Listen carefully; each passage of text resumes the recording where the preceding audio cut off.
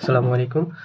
আজকে আমরা দেখব একজন একজন ব্যক্তি কিভাবে ম্যাজিস্ট্রেটের কাছে জবানবন্দি দেয় এবং ম্যাজিস্ট্রেটের করণীয় কী?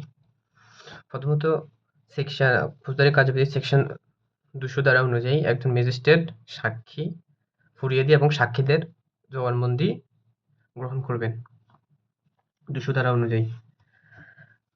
একজন ইনি হচ্ছে ধরুন ফরিয়াদি, ইনি ম্যাজিস্ট্রেট। উনি ম্যাজিস্ট্রেটের কাছে লিখিত জবানবন্দিও দিতে পারে, আবার মৌখিকও দিতে পারবে। যদি মৌখিক দেয় তাহলে ম্যাজিস্ট্রেটের করণীয় হচ্ছে ফরিয়াদি এবং সাক্ষীকে শপথ পড়ানো। এটা হচ্ছে ম্যাজিস্ট্রেটের কর্তব্য। যদি ম্যাজিস্ট্রেট শপথ না পড়ান তাহলে এটা আপনার ২০০ ধারা হবে না। এটা ২০০ ধারা যখন জবানবন্দি গ্রহণ করবেন, ফরিয়াদিকে এবং সাক্ষীদের জবানবন্দি নেবেন, তখন ১৯০ ধারা অনুযায়ী ম্যাজিস্ট্রেট মামলা আমলে নেবেন। ১৯০ ধারা অনুযায়ী ম্যাজিস্ট্রেট মামলা আমলে নেবেন। ম্যাজিস্ট্রেট মামলা আমলে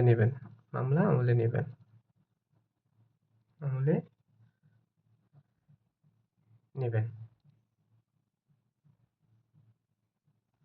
তারপর যখন মামলা আমলে নেবেন, তখন ১৯১ ধারা অনুযায়ী যদি আসামি যদি চায়, সে অন্য আদালতে মামলা বিচার পাবার অধিকারী। মানে যখন ম্যাজিস্ট্রেট আমলে নেবেন, যখন মামলার সারাংশ যখন আসামিকে পড়ে শোনাবেন, এখন তার সাথে বলবেন আপনি অন্য কোর্টে মামলার বিচার করার অধিকারী। তখন যে কোনো একজন আসামি যদি মনে করে তিনি অন্য কোনো আপত্তি করে মামলাটি, তাহলে আদালতে প্রেরণ করতে হবে। তাহলে অন্য কোনো আদালতে মামলাটি ম্যাজিস্ট্রেট প্রেরণ করবেন। ১৯২ ধারায় বলা হচ্ছে যে এমন কোনো যদি চিফ মেট্রোপলিটন ম্যাজিস্ট্রেট অথবা চিফ জুডিশিয়াল ম্যাজিস্ট্রেট যে বিষয়টি আমলে নিয়েছেন, তার তিনি অনুসন্ধান ও বিচারের জন্য তার অধীনস্থ, যেমন ফার্স্ট ক্লাস ম্যাজিস্ট্রেট, দ্বিতীয় ক্লাস ম্যাজিস্ট্রেটের নিকট তিনি পাঠাতে পারবেন বিচার অনুসন্ধানের জন্য। ১৯২ ধারায় বলা আছে। তারপর ২০১ ধারায় যখন মামলা আমলে নিবেন না, যখন তিনি এ মামলার এখতিয়ারের ভিতরে নাই, ধরেন ম্যাজিস্ট্রেট যখন ২০০ ধারায় জবানবন্দি নিল, এখন দেখলো তিনি যে এই মামলার বিচার কাজ করতে পারবেন না, কারণ এই মামলার তার এখতিয়ারে নেই। তখন তার করণীয় হচ্ছে যে তিনি মামলা আমল উপযুক্ত না মূল্য করলে এমন কোনো ম্যাজিস্ট্রেটের নিকট পাঠাবেন যিনি এই মামলার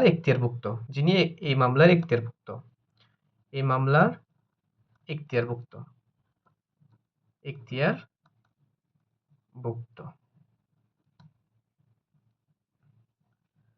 আর যদি এটা হচ্ছে লিখিত ক্ষেত্রে, যদি মৌখিকভাবে কোনো অভিযোগ গঠন করা হয় সেকশন ২০০ ধারা অনুযায়ী, তখন ২০১ ধারা অনুযায়ী তিনি অভিযোগকারীকে বলতে পারেন আমি এই মামলার অভিযোগের জন্য এখতিয়ারভুক্ত নয়, যিনি এখতিয়ারভুক্ত তার কাছে তিনি পাঠাবেন। ২০২ ধারা বলা আছে যে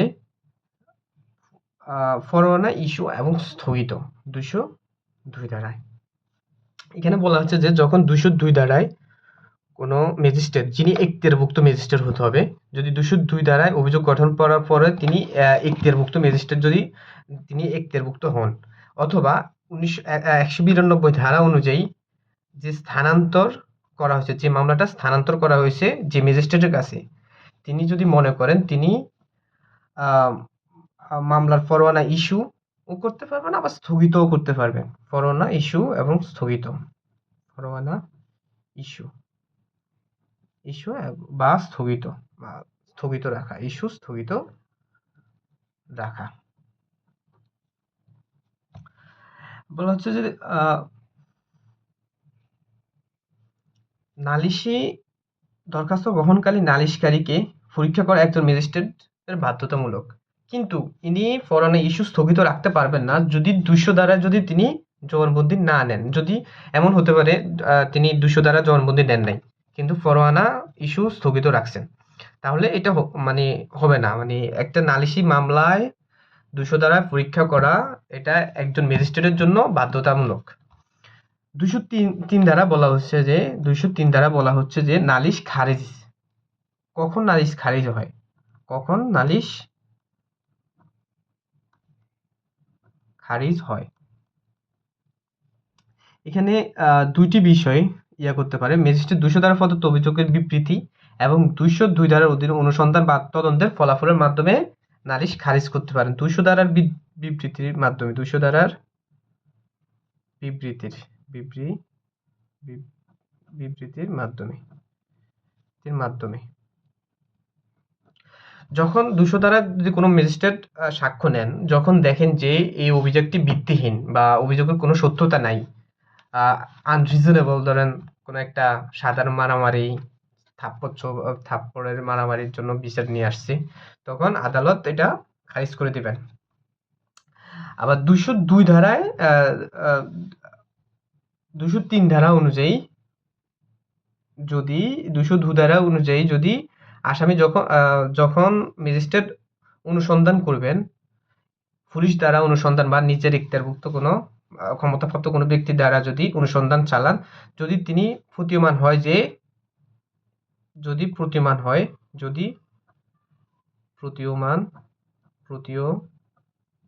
হয় এই মামলার কোনো ভিত্তি, এই মামলার কোনো কারণ নেই বিচার করার,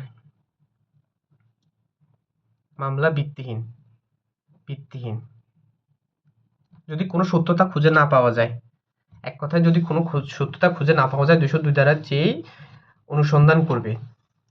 204 ধারা বলা হচ্ছে যে ওয়ারেন্ট জারি, 204 ধারায় ওয়ারেন্ট জারি বলা হয়েছে, ওয়ারেন্ট জারি করবেন। এবার কখন ওয়ারেন্ট জারি করবেন? যখন দেখবেন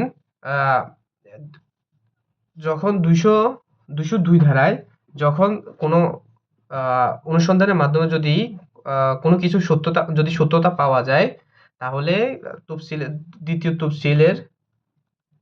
তফসিলের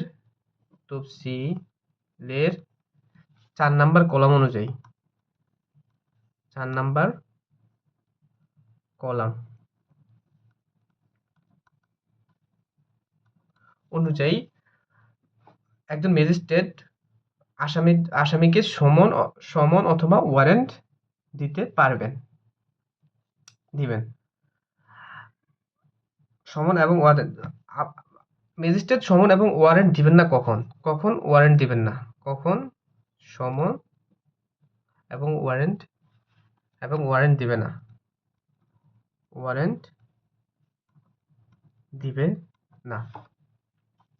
কখন সমন অথবা ওয়ারেন্ট দিবে না,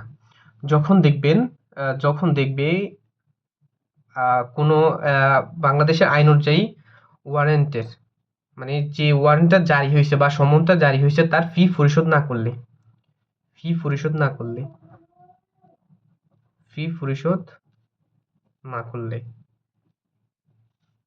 2 নম্বর হচ্ছে মামলা, এমনকি মামলা খারিজও হয়ে যাবে যদি যুক্তিসঙ্গত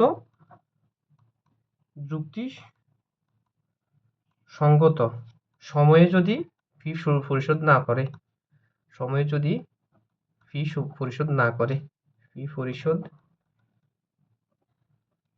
না করে মামলা খারিজ হয়ে যাবে। ফলাফল কি? মামলা খারিজ।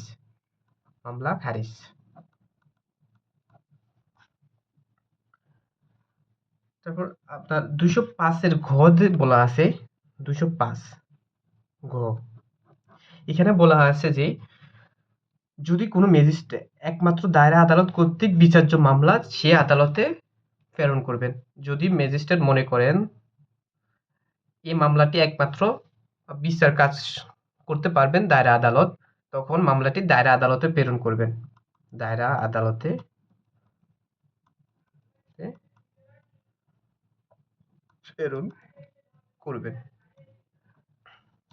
প্রেরণ করার সাথে সাথে যে 200 ধারার যে সাক্ষী জবানবন্দি নিয়েছে সেই অভিযোগপত্র এবং যে সাক্ষ্যপত্র যদি থাকে এমন কোনো সাক্ষ্য যা মামলার পরবর্তী স্টেজে কাজে লাগবে, সেই সাক্ষ্য এমনকি প্রসিকিউশনকে একটা নোটিশ দিবেন। যে ম্যাজিস্ট্রেট স্থানান্তর করবেন তিনি প্রসিকিউশনকে একটা নোটিশ দিবেন। 205 এর ঘতে বলা আছে যে একই কথা, এখানে বলা আছে সিজিএম বা সিএমএম, সিএমএম অথবা সিজিএম কে স্থানান্তর অথবা সিএমএম। সিজিএম হচ্ছে চিফ জুডিশিয়াল ম্যাজিস্ট্রেট আর সিএমএম হচ্ছে চিফ মেট্রোপলিটন ম্যাজিস্ট্রেটকে বোঝায়। তাকে মামলা প্রেরণ করবেন। একই কথা, যদি কোনো ম্যাজিস্ট্রেট মনে করেন যে তাদের ইখতিয়ারভুক্ত কোনো শুধু তারাই বিচার করতে পারবেন, তাদেরকে এটা পাঠাবেন। 205-এর বড়গতে 205-এর বড়গ অথবা ডিতে বলা আছে যে আপনার যখন কোনো ব্যক্তি একই সাথে পুলিশও তদন্ত করতেছে আবার কোনো ম্যাজিস্ট্রেটে অনুসন্ধান করতেছে, তখন ম্যাজিস্ট্রেটে তার অনুসন্ধান স্থগিত করবেন এবং পুলিশকে বলবেন তার রিপোর্ট তলব করবেন, পুলিশের রিপোর্ট তলব করবেন। যদি পুলিশ রিপোর্টের মধ্যে থাকে এই 202 ধারায় যে অভিযোগ করেছে তার আসামিকে অন্তর্ভুক্ত করে অভিযুক্তকে অন্তর্ভুক্ত করে যদি পুলিশ কোনো রিপোর্ট দেয়, তখন ম্যাজিস্ট্রেট পুলিশ রিপোর্ট এবং জিআর রিপোর্ট, আদালতের অনুসন্ধানের রিপোর্ট একসাথে করে বিচার কার্য চালিয়ে যাবেন। আর যদি পুলিশ রিপোর্টের মধ্যে 200 সেকশনে যে মামলাটা রুজু করা হয়েছে তার অভিযুক্ত যদি 205 নম্বরে যদি না থাকে, তখন তিনি পুলিশ রিপোর্ট স্থগিত করে তিনি তার অনুসন্ধান চালিয়ে যাবেন। আজকের এতটুকুই। একজন ম্যাজিস্ট্রেট কিভাবে জিআর কেসে মামলা কিভাবে কি করবেন প্রসিডিউরটা বলা হয়েছে। ধন্যবাদ সকলকে। আসসালামু আলাইকুম।